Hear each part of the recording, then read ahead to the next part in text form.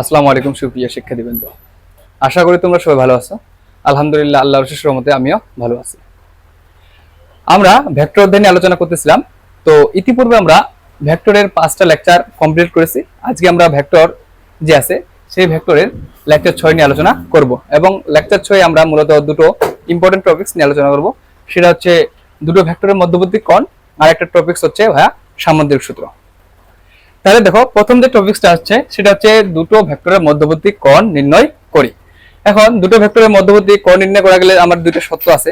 তাহলে সেই দুটো সত্য যদি আমি লিখি প্রথমে, তাহলে সত্য এক নম্বর সত্য হচ্ছে তোমার থিটার মান অর্থাৎ কোণের মানটা আমার কত থেকে কত হবে, সেই কোণের মানটা হবে তোমার 0 less or equal theta less or equal 180 degree. তার মানে থিটার মানটা 0 সহ, তার মানে 0 থেকে বড়, 180 ডিগ্রি থেকে ছোট, মানে 0 সহ হবে, 0 সহ 0 থেকে বড় এবং 180 সহ 180 ডিগ্রির মধ্যে সীমাবদ্ধ থাকবে। দ্বিতীয় নম্বর সত্য হলো একটি নির্দিষ্ট বিন্দু হতে ভেক্টর দুটিকে পাঠাতে হবে।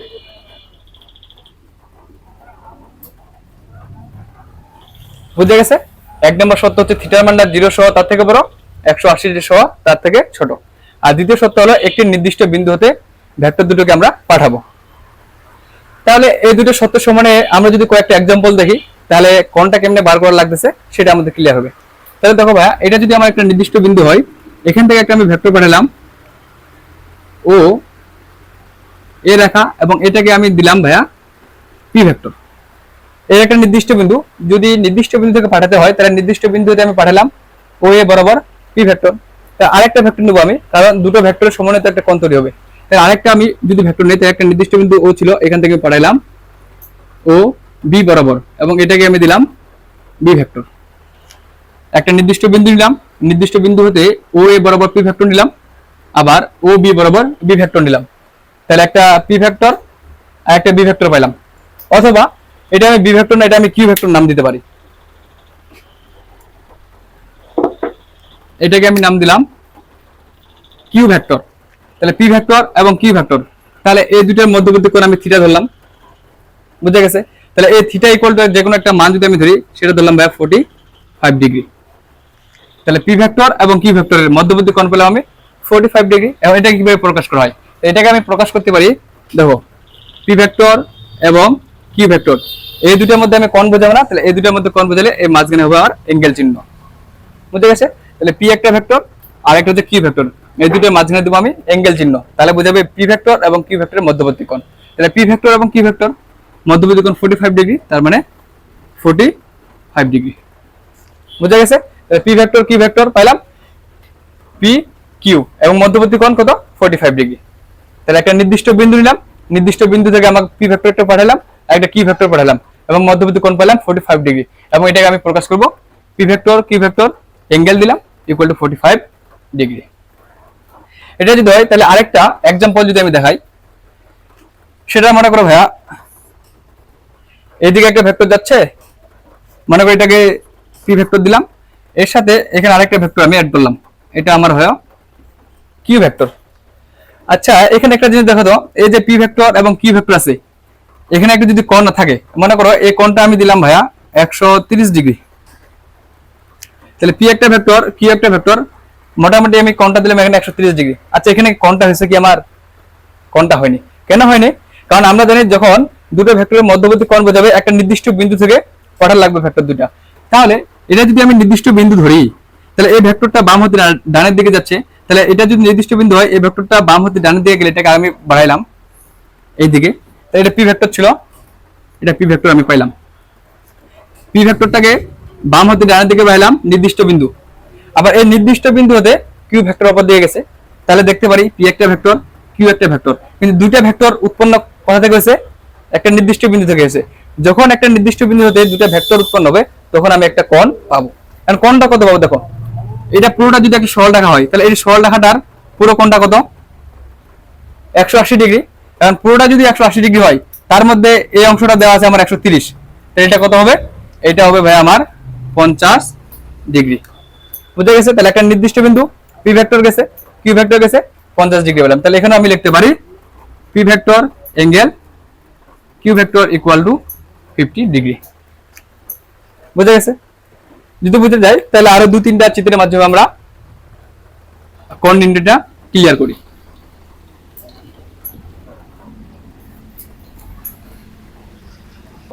এবার একটা নির্দিষ্ট বিন্দু নিলাম আমি এখানে, তাহলে এখান থেকে একটা ভেক্টরকে আমি পাঠাইলাম পি ভেক্টর, অপর দিকে আরেকটা ভেক্টর নিলাম আমি কিউ ভেক্টর।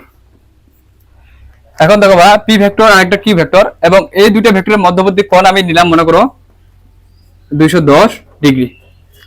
যদি 210 ডিগ্রি হয় তাহলে একটা জিনিস খেয়াল করো ভাইয়া, পি ভেক্টর এবং কিউ ভেক্টর একটা নির্দিষ্ট বিন্দু থেকে গেছে, তার মানে একটা সত্য পূরণ করতেছে, আর একটা হচ্ছে 210 ডিগ্রি। এটা কিন্তু আমার সত্যের মধ্যে নাই, সত্য ছিল 0 থেকে বড়, 0 সহ এবং 180 ডিগ্রি সহ তার নিচে, তাহলে এটা আমার হচ্ছে না। এটা যদি না হয় তাহলে দেখো ভাইয়া P vector angle Q vector equal to 210 degree আমার সত্য অনুসারে হচ্ছে না। যদি সত্য ফিল আপ করতে যাই, এটা যদি পুরোটা 360 ডিগ্রি হয় তাহলে এটা 210 হলে এটা হচ্ছে আমার 150 ডিগ্রি। তাহলে এক্ষেত্রে আমি বলতে পারবো P vector angle Q vector equal to 150 degree. আচ্ছা, এবার যে 150 ডিগ্রি পাইলাম, তাহলে দেখো তো একটা নির্দিষ্ট বিন্দু থেকে গেছে, একটা সত্য পূরণ করতেছে, দ্বিতীয়ত 150 ডিগ্রি, তার মানে 0 থেকে বড়, 180 ডিগ্রি থেকে ছোট পাচ্ছি 150 ডিগ্রি, দুইটা সত্য পূরণ হচ্ছে, তার মানে আমি এক্ষেত্রে কোণটা পেলাম 150 ডিগ্রি। বুঝে গেছে? এখন এটা যদি হয়, আরেকটা চিত্র আমি বুঝাই।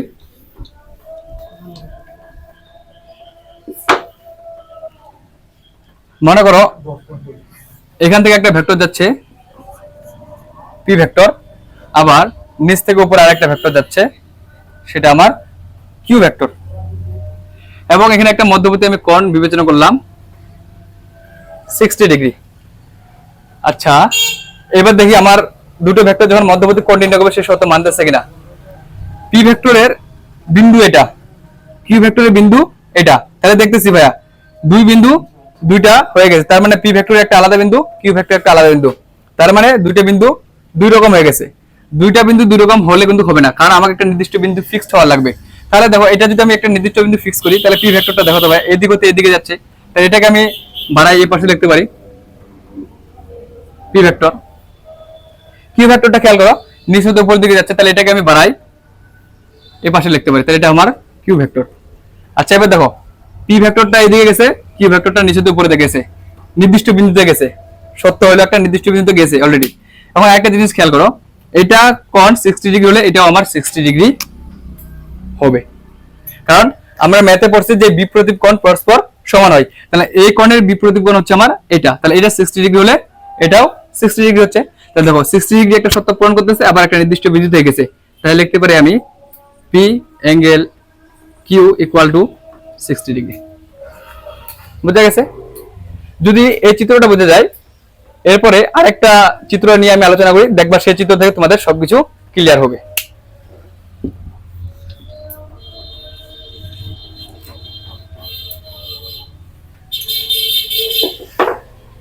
আচ্ছা, সেই চিত্রটা পড়ার আগে একটা ত্রিভুজের সাহায্যে বুঝাই আমি। এটা যাচ্ছে এদিকে, এটা যাচ্ছে এদিকে, আর এটা হচ্ছে তোমার এই বিন্দুতে এদিকে। তো এটার নাম দিলাম আমি এ, এটা বি, এটা সি, এবং প্রত্যেকটা কোণ দিলাম আমি 60 degree.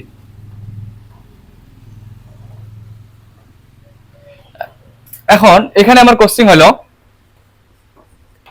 A vector angle C vector equal to what. তার মানে এ ভেক্টর সি ভেক্টর আছে, এ ভেক্টরটা এদিকে গেছে, সি ভেক্টর এটা এদিকে গেছে, তার মানে এ ভেক্টর এবং সি ভেক্টরের মধ্যবর্তী কোণের মানটা কত। আচ্ছা, খেয়াল করো সি ভেক্টরটা তোমার এদিক হতে এদিকে চলে গেছে, সি বিন্দুতে সি ভেক্টরটা এদিক হতে এদিকে গেছে, তার মানে এটাকে আমি বাড়াইতে পারি, এটা যদি নির্দিষ্ট বিন্দু হয় এটাকে আমি বাড়াই এদিকে নিয়ে গেলাম, বাড়াইতে পারবো। আর এই ভেক্টরটা দেখো এই বিন্দু থেকে এই বিন্দুতে চলে গেছে, তাহলে এটা আমি সি ভেক্টর পাইলাম, আর এটা তোমার এই ভেক্টর যদি চিহ্নিত করি তা পাইলাম। দেখো এটা নির্দিষ্ট বিন্দুতে সি ভেক্টরটা দিয়ে গেল, আর নির্দিষ্ট বিন্দুতে এই ভেক্টরটা উপরে গেল। এখন খেয়াল করো এই পুরো কোণটা কত, 180 ডিগ্রি। এটা যদি আমার পুরো 180 ডিগ্রি হয়, তাহলে এই অংশটা আমার কত দেওয়া আছে 60 ডিগ্রি, তাহলে এই অংশটা আমার হচ্ছে 120 ডিগ্রি। তাহলে একটা নির্দিষ্ট বিন্দু সি ভেক্টর গেছে, আবার একটা নির্দিষ্ট বিন্দু থেকে এ ভেক্টর গেছে, এবং তার মধ্যবর্তী কোণ আমি 120 ডিগ্রি পাইলাম। তাহলে লিখতে পারি A vector angle C vector equal to 120 degree. বুঝা গেছে না? যদি এই পর্যন্ত বুঝা যায়, তাহলে সর্বশেষ আরেকটা চিত্র আছে, সেই চিত্র যদি তোমরা বুঝতে পারো, আশা করি এই সম্পর্কে তোমাদের ক্লিয়ার হবে।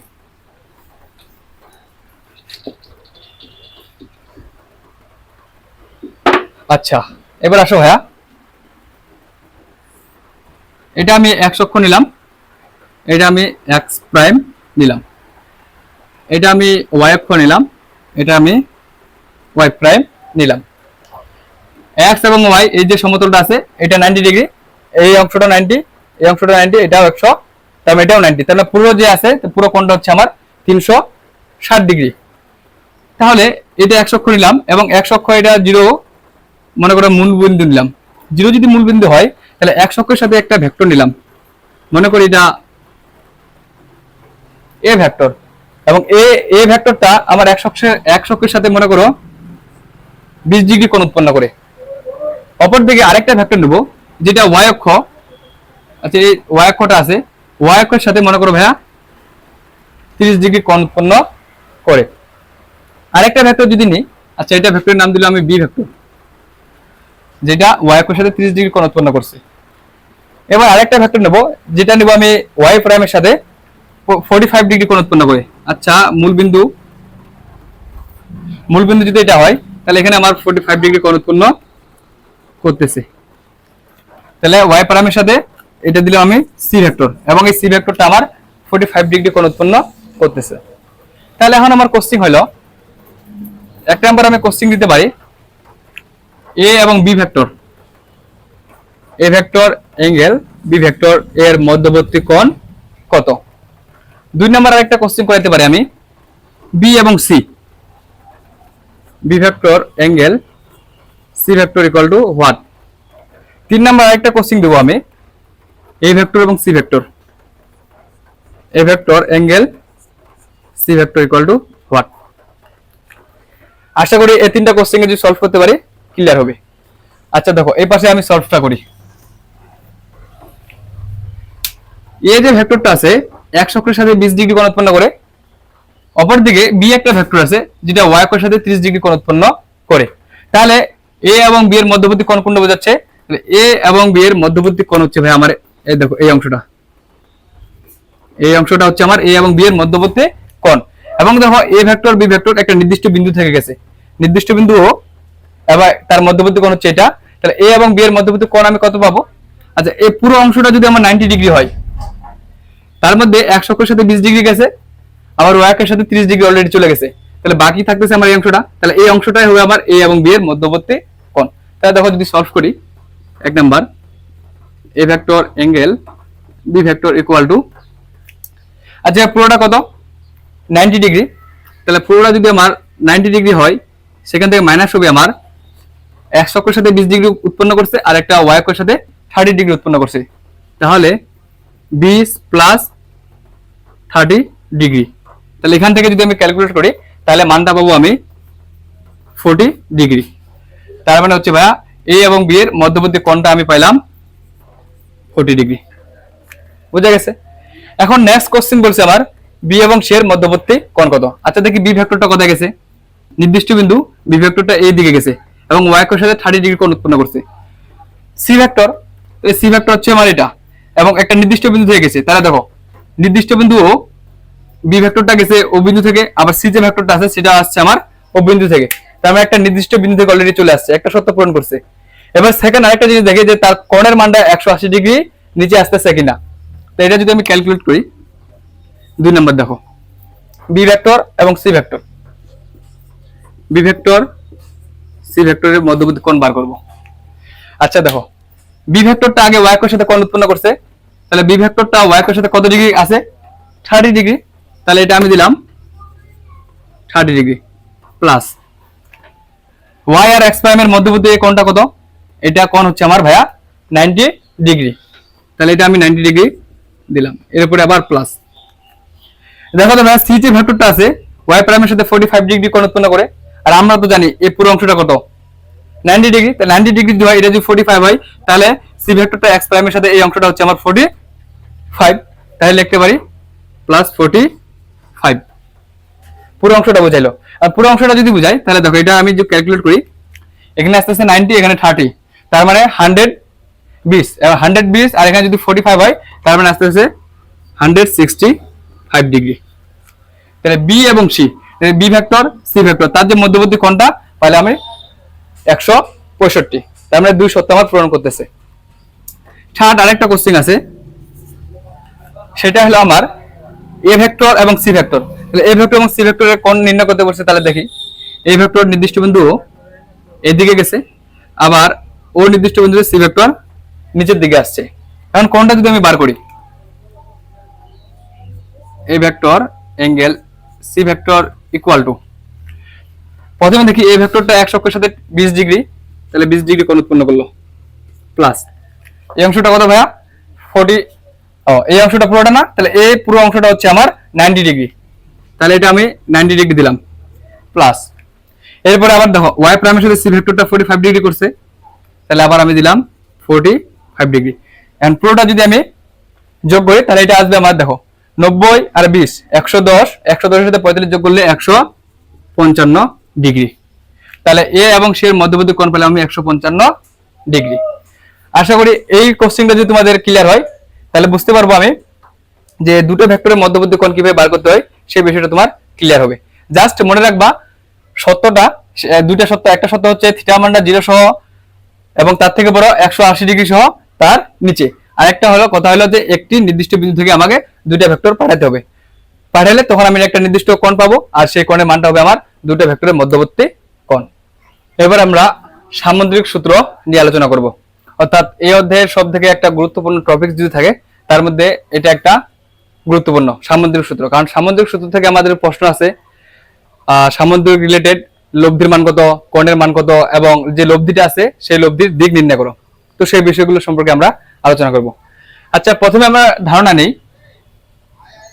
এটা যদি সামান্তরিকের অর্থাৎ ও এ বরাবর একটা ভেক্টর হয়, সেটাকে আমি দিলাম পি ভেক্টর।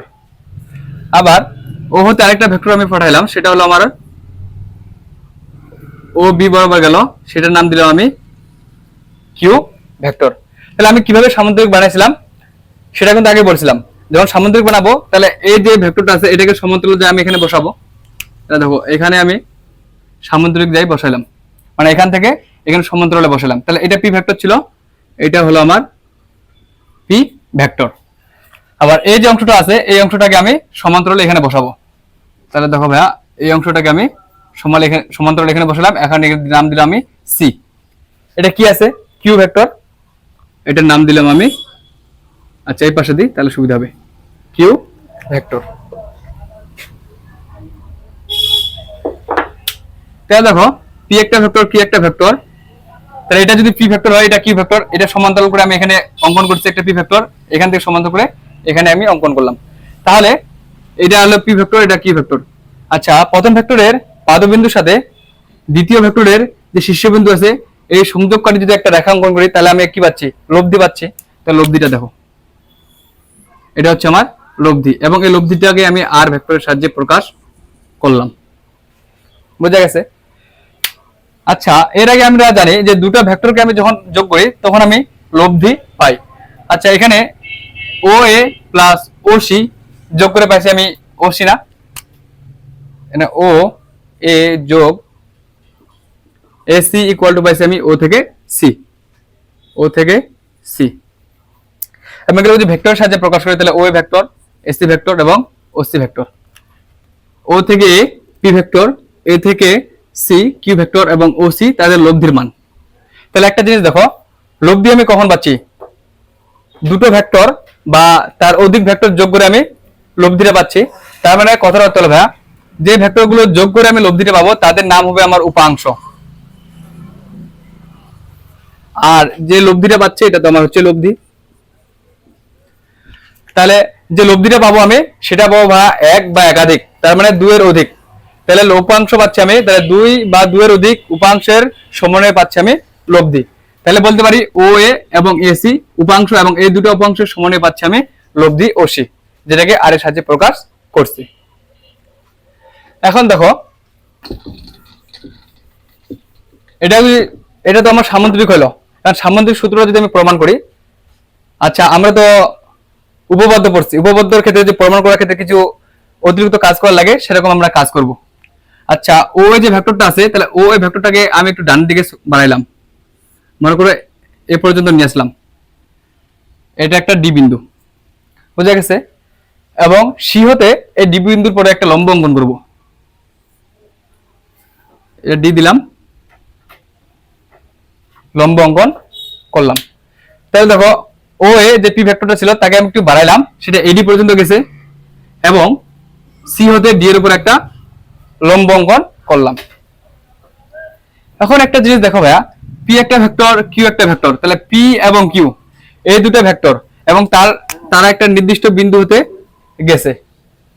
তাহলে পি একটা ভেক্টর, কিউ অপর একটা ভেক্টর এবং তারা একটা নির্দিষ্ট বিন্দু থেকে গেছে। তাহলে বলতে পারি পি এবং কিউ এবং তারা নির্দিষ্ট বিন্দু থেকে গেছে, তাদের মধ্যবর্তী একটা কোণ থাকবে। তাহলে সেই কোণটা আমি ধরবো ভাইয়া দেখো আলফা, বোঝা গেছে। পি এবং কিউ দুটো ভেক্টরের মধ্যবর্তী কোণ ধরলাম আমি কি আলফা। পি এবং কিউ এর মধ্যবর্তী কোণ যদি আলফা হয়, তাহলে দেখো ভাই এই অংশটুকু কি হবে, এই অংশটুকু আমার আলফা হচ্ছে। কেমনে? আচ্ছা এটা একটা আমার সরল রেখা যদি হয়, এখান থেকে যদি আমি সমান্তরালের দুইটা রেখা অঙ্কন করি, এটা আমার থিটা হলে এই অংশটা আমার থিটা হবে, কারণ একটা রেখার উপরে দুটো সমান্তরাল রেখা আবার কি করতেছে, কাজ করতেছে। তাহলে এটা যত ডিগ্রি হবে, এটা তত ডিগ্রি হবে। তাহলে দেখো পি কিউ মধ্যবর্তী কোণ আমি পাইলাম আলফা, তাহলে সি এ ডি এই যে অংশটা আছে, এই কোণটা আছে, এটা পাবো আমি আলফা, বুঝে গেছে না? তাহলে এটা আলফা হলে এটাও আলফা। তাহলে এবার যদি আমি প্রমাণটা বুঝাই,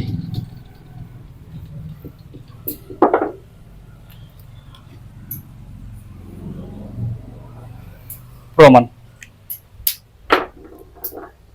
আচ্ছা ভাই এখানে একটা জিনিস খেয়াল করো তো, এটা তো আমি লম্ব অঙ্কন করলাম, তার মানে এটা হচ্ছে আমার 90 ডিগ্রি। তাহলে এটা যদি লম্ব হয় 90 ডিগ্রি, এটা লম্ব, এটা হচ্ছে কি ভূমি, এটা হবে আমার অতিভুজ। তাহলে আমি প্রথমে একটা ত্রিভুজ নিব, সেই ত্রিভুজটা হচ্ছে ও সি ডি। তাহলে ও সি ডি একটা সমকোণী ত্রিভুজ বলতে পারবো আমি। তাহলে ত্রিভুজ ও সি ডি এ, পিথাগোরাসের সূত্র যদি ফেলাই, পিথাগোরাসের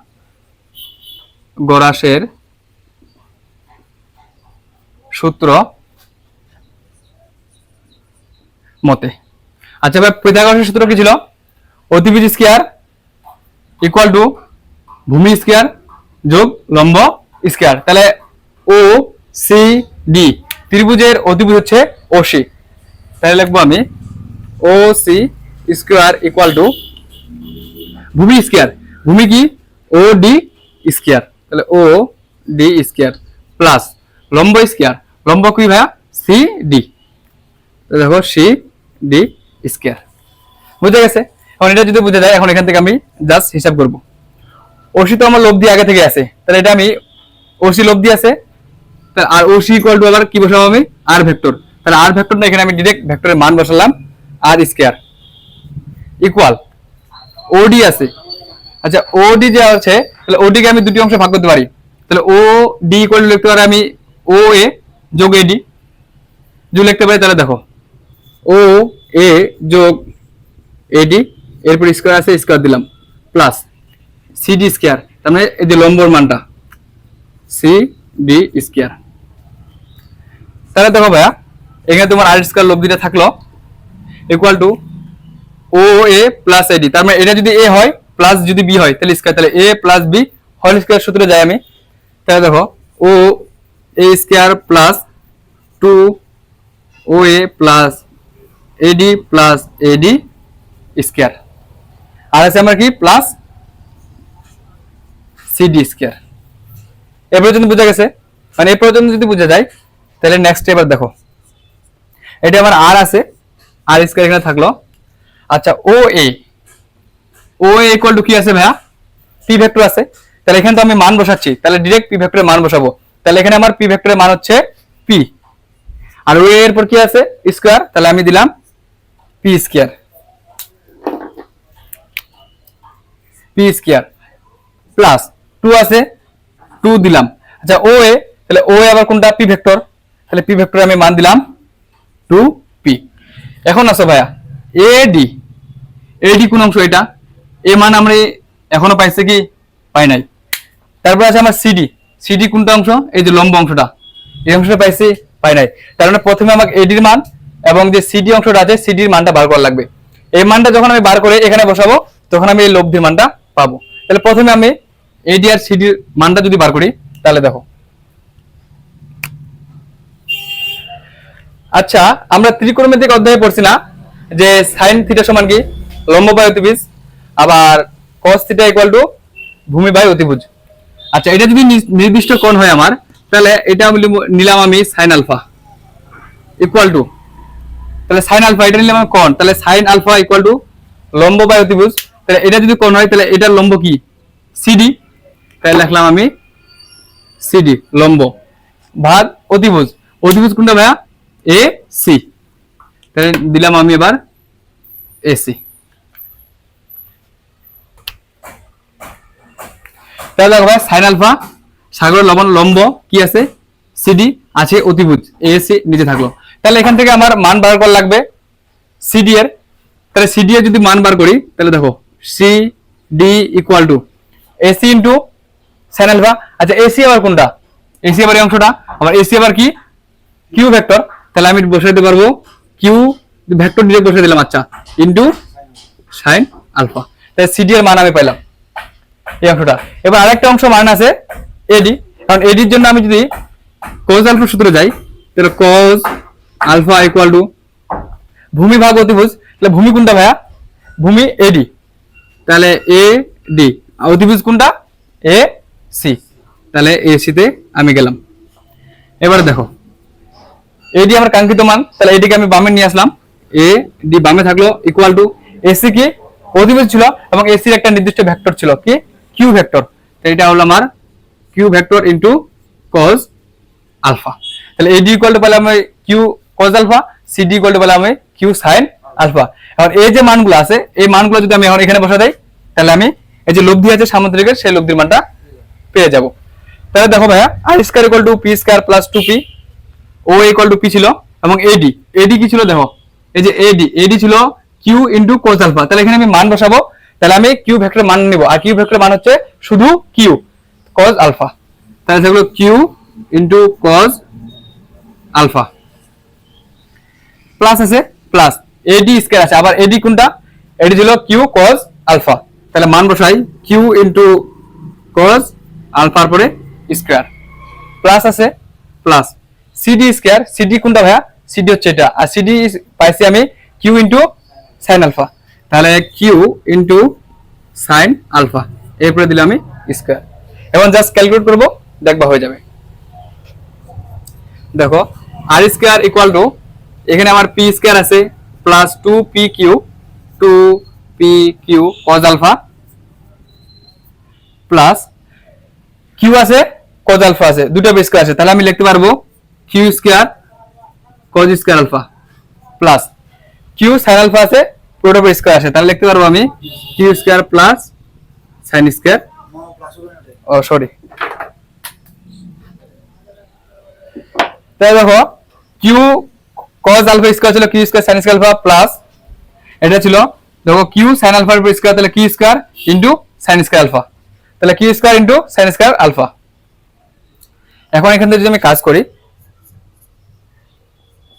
আর square equal to P square plus 2p Q cos alpha plus, আচ্ছা এখানে একটা জিনিস দেখো এখানেও কিউ আছে এখানেও কিউ আছে, তাহলে দুই জায়গা থেকে আমি কি দিব? কিউটা কমন নিব, তাহলে কিউটা যদি আমি কমন নিই তাহলে কিউ স্কয়ার কমন থাকলো, এখানে থাকলো cos square alpha plus sine square alpha. এবার দেখো R square equal to P square plus 2p Q cos alpha plus sine square, তাহলে R square equal to P square plus 2p Q cos alpha plus Q square দুই জায়গা ছিল, এখানে আমি Q স্কয়ারটা common নিলাম, এরপরে cos square alpha plus sine square alpha.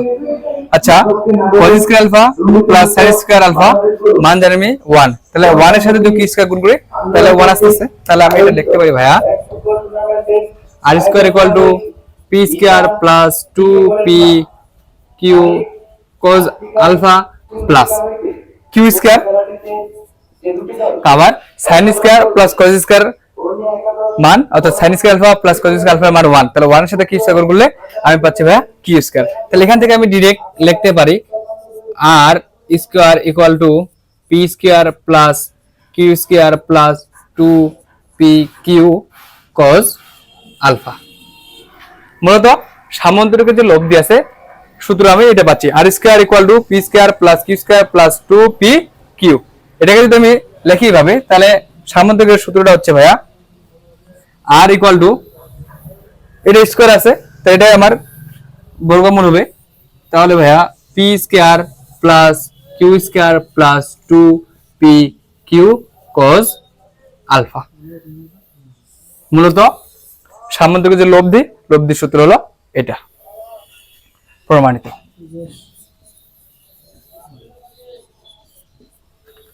বুঝে গেছে? সামান্তরিকের লব্ধি ধরছিলাম আমি r, এবং সেই r এর মানটা পেলাম আমি r equal to root over p square plus q square plus 2pq। তাহলে এটা হলো আমার সামান্তরিকের লব্ধি। আচ্ছা সামান্তরিকের লব্ধি এখানে আমি p এবং q ফ্যাক্টরের সাহায্যে পেলাম না। এবার যদি আমরা আচ্ছা এই অংশটা প্রথমে আমি ক্লিয়ার করি।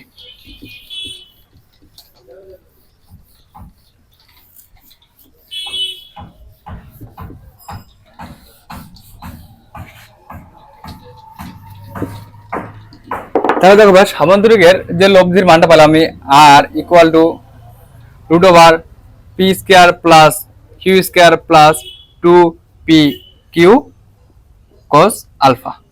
এটা হলো আমার সামান্তরিকের লব্ধির মান নির্ণয়ের সূত্র। এখন একটা জিনিস খেয়াল করো, এখানে ছিল আমার p ভেক্টর, এটা ছিল q ভেক্টর। তাহলে এটা যদি p ভেক্টর হয় এটা q ভেক্টর হয় এবং এটা যদি লব্ধি হয়, এখান থেকে আমি একটা বিষয় খেয়াল করতে পারি।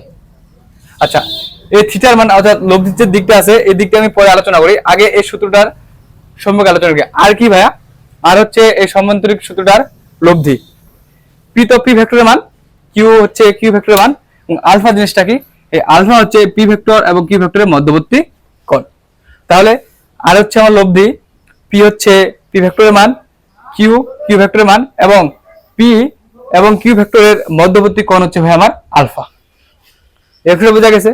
এখন এই অংশটা যদি বোঝা যায়, এবার দেখো তো ভাইয়া এটা আমার লব্ধি আছে না, এটা হচ্ছে আমার p ভেক্টর, এটা হচ্ছে q ভেক্টর। এখন আমি লব্ধির দিক নির্ণয় করব। লব্ধির দিক কথার অর্থ হলো ভাইয়া লব্ধিটা আমার p ভেক্টর অথবা q ভেক্টরের সাথে কত ডিগ্রি কোণ উৎপন্ন করতেছে সেটা। তাহলে এটা হচ্ছে আমার লব্ধি, এবং এই লব্ধির ধরলাম আমি p ভেক্টরের সাথে থিটা কোণ উৎপন্ন করি। কি কোণ? থিটা কোণ। এটা লব্ধি এবং এই লব্ধিটা p ভেক্টরের সাথে থিটা কোণ উৎপন্ন করে। যদি থিটা কোণ উৎপন্ন করে তাহলে লিখি আমি লব্ধির দিক নির্ণয়। লব্ধির দিক নির্ণয়। লব্ধির দিক নির্ণয় কথার অর্থ হলো যে লব্ধিটা p ভেক্টর অথবা q ভেক্টরের সাথে কত ডিগ্রি কোণ উৎপন্ন করে। r ভেক্টরটা নিলাম, তাহলে এই r ভেক্টরটা অর্থাৎ এই লব্ধিটা p ভেক্টরের সাথে থিটা কোণ উৎপন্ন করে। তাহলে যদি থিটা কোণ উৎপন্ন করে তাহলে এবার আমার লব্ধির দিকটা নির্ণয় করব। তাহলে একটা জিনিস খেয়াল করি, ও সি ডি যদি ত্রিভুজ নিয়ে কাজ করি, তাহলে ও সি ডি। আচ্ছা ওই ত্রিভুজটা আমি যদি এখানে ভাঙে নিয়ে আসি, ও আছে, ও এখানে আছে সি, সরি এখানে আছে তোমার সি বিন্দু, এখানে হলো ডি বিন্দু, এবং এটা কি আছে থিটা। তাহলে ও ও সি ডি এবং লব্ধির দিকটা থিটা ধরছি, অর্থাৎ লব্ধির যে মধ্যবর্তী কোণ থিটা ধরছি। তাহলে এই কোণটা আমি অর্থাৎ এই ত্রিভুজটা আমি এখানে নিয়ে আসলাম, ও সি ডি মধ্যবর্তী কোণ কি ছিল? থিটা ছিল। তাহলে এটা যদি থিটা হয় তাহলে লব্ধির দিক নির্ণয়ের ক্ষেত্রে আমি দেখো ভাই এই সূত্রটা আমরা জানি, tan থিটা ইকুয়াল টু কি? লম্ব ভাগ ভূমি। আর tan থিটা ইকুয়াল টু যদি লম্ব ভাগ ভূমি হয়, এটা যদি থিটা হয় তাহলে এটা থিটা হলে লম্ব হচ্ছে কোনটা ভাইয়া? সিডি। তাহলে আমি লিখলাম এখানে সিডি।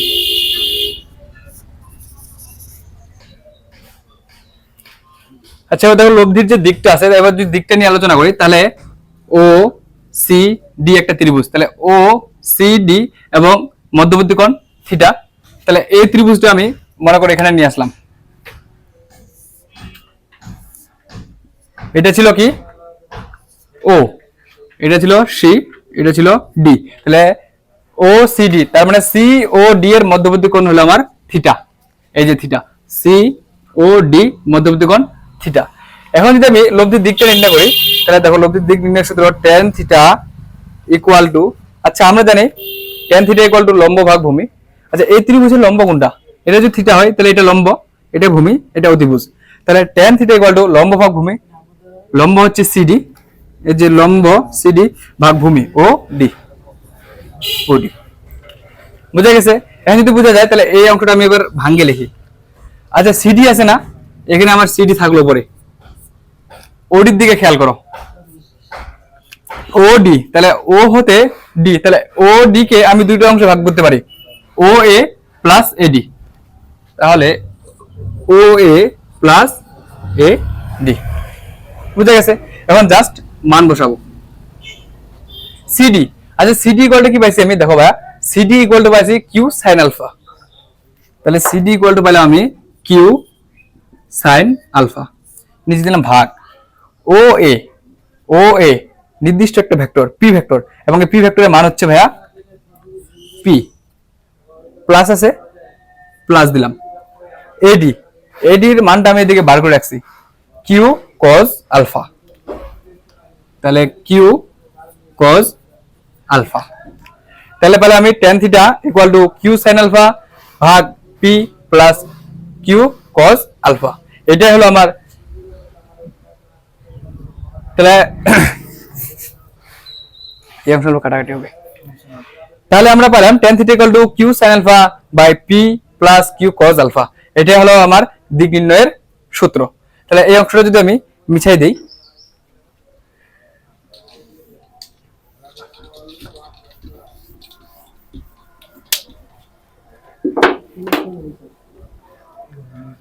তাহলে দিক নির্ণয়ের সূত্র পেলাম আমি tan theta equal to Q sine alpha by P plus Q cos alpha. এই দুইটা সূত্র ভেরি ভেরি ইম্পর্টেন্ট। তাহলে একটা সামান্তরিক ছিল, সামান্তরিকের লব্ধি R equal to root over P square plus Q square plus 2p Q cos alpha. আর tan theta মানে থিটা হলো লব্ধিটা যার সাথে কোণ উৎপন্ন করবে, লব্ধি পি ভেক্টরের সাথে কোণ উৎপন্ন করছে থিটা। তাহলে tan theta equal to Q sine alpha by P plus Q cos alpha. আচ্ছা এখান থেকে একটা বিষয় আমি বলতে পারি যে tan থিটা ইকুয়াল টু আমি পেলাম Q sine alpha by P plus Q cos alpha. তাহলে পি নিচে আছে, তার মানে দেখো আর যে লব্ধিটা আছে এই আর লব্ধিটা পি ভেক্টরের সাথে থিটা কোণ উৎপন্ন করতেছে। তাহলে একটা কথা বলতে পারি আমি, যার সাথে অ্যাঙ্গেল সে থাকবে নিচে সিঙ্গেল, তাকে আমি সিঙ্গেল নিলাম। এবং অপর আরেকটা ভেক্টর আছে, অপর একটা ভেক্টর কিউ আছে, তাহলে অপর ভেক্টরের সাইন আলফা আর কজ আলফা হবে। তাহলে অপর ভেক্টর যদি সাইন আলফা হয়, সাইন আলফা উপরে উপরে অপর ভেক্টরের উপরে, তাহলে কিউ সাইন আলফা নিচে যোগ আকারে থাকবে প্লাস কিউ কজ আলফা। তাহলে লিখি যার সাথে অ্যাঙ্গেল সে থাকবে সিঙ্গেল, তাহলে যার সাথে অ্যাঙ্গেল সে থাকবে সিঙ্গেল। তাহলে আর যে লব্ধিটা আছে পি ভেক্টরের সাথে কি থিটা কোণ উৎপন্ন করছে না, তাহলে সে থাকলো আমার সিঙ্গেল। অপর আরেকটা ভেক্টর আছে, অপর ভেক্টরটার সাথে আমার কিউ সাইন আলফা হবে এবং কিউ কজ আলফা হবে, এবং কিউ সাইন আলফা আমি উপরে নিব আর কিউ কজ আলফা পি ভেক্টরের সাথে আমি যোগ আকারে লিখবো। তাহলে এটাই হলো আমার লব্ধির দিক নির্ণয়ের সূত্র, এবং এটা হচ্ছে লব্ধির মান নির্ণয়ের সূত্র। আশা করি বোঝা গেছে। এটা যদি বুঝে যায়, আসো কয়েকটা চিত্রের সাহায্যে আমরা এই সূত্র আরো একটু ক্লিয়ার করি। ব্রেক দাও তো অল্প। আচ্ছা ভাই এবার দেখো, একটা ভেক্টর আমি ইউ নিলাম, এর সাথে অপর আরেকটা ভেক্টর নিলাম ভি, এবং এটাকে আমি সামান্তরিক বানাবো। তাহলে ইউ ভেক্টরটাকে সমান্তরালে আমি এখানে বসাবো, তাহলে ইউ ভেক্টর হলো, আর ভি ভেক্টরটাকে সমান্তরালে আমি এখানে বসাবো। এটা হলো আমার ভি ভেক্টর, এবং লব্ধি পাইলাম আমি মনে করো আর। ইউ এবং ভি এর মধ্যবর্তী কোণ নিলাম আমি আলফা। আবার এই আর অর্থাৎ লব্ধিটা ইউ ভেক্টরের সাথে মনে করি থিটা কোণ উৎপন্ন করে। যদি থিটা কোণ উৎপন্ন করে তাহলে আর যে লব্ধিটা আছে, তাহলে এই আর লব্ধির মান আমি লিখতে পারবো। যদি এখন ডিরেক্ট লিখি তাহলে আর ইকুয়াল টু লিখবো আমি রুট ওভার ইউ স্কয়ার, মানে ইউ একটা ভেক্টর আছে তাহলে ইউ ভেক্টরের মান নিব, ভি একটা ভেক্টর আছে ভি ভেক্টরের মান নেব, তাহলে লিখবো U square plus V square plus 2 U V cos, এবং ইউ এবং ভি এর মধ্যবর্তী কোণ কি আলফা, তাহলে আলফা। তাহলে আর ইকুয়াল টু বলে আমি root over U square plus V square plus 2 U V cos alpha. এখন এখান থেকে যদি আমি লব্ধির দিকটা নির্ণয় করি তাহলে লব্ধির দিক নির্ণয় সূত্র হবে tan থিটা ইকুয়াল টু, আচ্ছা একটা কৌশল বলেছিলাম, যার সাথে অ্যাঙ্গেল সে থাকবে সিঙ্গেল, আর অপর যে ভেক্টর থাকবে অপর ভেক্টরের সাইন আলফা উপরে আর কজ আলফা নিচে যোগ করে লিখবো। তাহলে দেখো লব্ধি আর আছে থিটা আছে, এবং এই থিটাটা তাহলে এই লব্ধি আরটা থিটাটা ইউ ভেক্টরের সাথে কোণ উৎপন্ন করছে, তাহলে ইউ ভেক্টরের সাথে যদি কোণ উৎপন্ন করে তাহলে এ সিঙ্গেল অবস্থায় থাকবে। তাহলে tan থিটা ইকুয়াল টু আমি লিখবো ইউ কে আমি সিঙ্গেল অবস্থা দিলাম, অপর আরেকটা ভেক্টর আছে ভি, তাহলে ভি এর সাইন আলফা হবে আর ভি এর কজ আলফা হবে। তাহলে সাইন আলফা আমি উপরে দেব ভি সাইন আলফা আর নিচে ভি কজ আলফা যোগ আকারে ভি কজ আলফা। তাহলে এটা হলো আমার দিক নির্ণয়ের সূত্র, এটা যদি বুঝা যায়। আচ্ছা এবার আরেকটা জিনিস দেখো, এই থিটাটা যদি আমি এবার এক্সচেঞ্জ করে দিই, অর্থাৎ এটা তো আমার পুরোটাই আলফা আছে, এখন এটা যদি পুরোটাই আমার আলফা হয় তাহলে এবার দেখবো এই যে লব্ধিটা আছে, তাহলে এই লব্ধিটা আমার ভি ভেক্টরের সাথে আমি এবার থিটা কোণ উৎপন্ন করলাম। দেখো এই লব্ধিটা আমি এবার ভি ভেক্টরের সাথে থিটা কোণ উৎপন্ন করলাম, তাহলে এখানে আর এর যে মানটা লব্ধির মানটা পাবো আমি এটাই, R equal to root over U square plus V square plus 2 U V cos alpha, কারণ আলফা হচ্ছে দুটো ভেক্টরের মধ্যবর্তী কোণ। এখন এবার যদি আমি দিকটা নির্ণয় করি তাহলে tan থিটা, আচ্ছা এবারকার দিকটা দেখো তো ভাইয়া tan থিটা, আচ্ছা এবার দেখো ভাইয়া দিকটা নির্ণয় করতেছি সেটা হচ্ছে আমার tan থিটা, এবং tan থিটার ক্ষেত্রে আমি খেয়াল করব কার সাথে অ্যাঙ্গেলটা আছে, মানে যে ভেক্টরের সাথে অ্যাঙ্গেলটা থাকবে সে তো সিঙ্গেল। তাহলে দেখো এবার থিটাটা আছে ভাই আমার ভি ভেক্টরের সাথে, তার মানে ভি ভেক্টরটা আমার হবে কি সিঙ্গেল, আর ইউ ভেক্টরটার সাথে তো অ্যাঙ্গেল নাই, তাহলে এবার আমার ইউ সাইন আলফা উপরে আর ইউ কোজ আলফা নিচে। তাহলে দেখো থিটা আছে ভি ভেক্টরের সাহায্যে, তাহলে ভি ভেক্টর আমার নিচে থাকলো, আরেকটা ভেক্টর আছে ইউ, তাহলে ইউ হলো আমার উপরে U sine alpha plus U cos alpha. Theta হচ্ছে লব্ধি দিক, তার মানে লব্ধিটা ভি ভেক্টরের সাথে থিটা কোণ উৎপন্ন করে, আর আলফা হচ্ছে ইউ ইউ এবং ভি এর মধ্যবর্তী কোণ। আশা করি সামান্তরিকের লব্ধির মান নির্ণয় এবং তাদের যে দিক নির্ণয় এই সূত্রটা বোঝা গেছে। তো ভাইয়া লেকচার 6 আজকে আমরা এই পর্যন্ত রাখবো। নেক্সট ক্লাসে আমরা অর্থাৎ লেকচার 7 এ আমরা এই যে সামান্তরিকের লব্ধি আছে এবং দিক আছে সে সম্পর্কে আরো কিছু ম্যাথ পড়বো এবং কিছু সত্য পড়বো। সেখানে সত্য হবে আলফার মানটা যদি 30 ডিগ্রি হয়, 0 ডিগ্রি হয়, 45, 60 এবং 90 ডিগ্রি হয়, সেই ক্ষেত্রে আর এর মানটা কেমন পাবো এবং থিটার যে মানটা আছে কেমন হবে সেই সম্পর্কে আমাদের আলোচনা হবে, এবং সেই সাথে সামান্তরিক সূত্রের কিছু ম্যাথ আছে সেই ম্যাথগুলো নিয়ে আলোচনা করব, এবং সেই ম্যাথগুলো যদি আমরা বুঝতে পারি আশা করি সামান্তরিক সূত্রের মান নির্ণয় অর্থাৎ লব্ধির মান নির্ণয় এবং যে দিক নির্ণয় আছে সেই বিষয়টা আমাদের ক্লিয়ার হবে। তো ভাইয়া নেক্সট ক্লাস পর্যন্ত তোমরা সবাই সুস্থ থাকো, দেখা হবে ইনশাআল্লাহ নেক্সট ক্লাসে। আসসালামু আলাইকুম ওয়া রাহমাতুল্লাহ।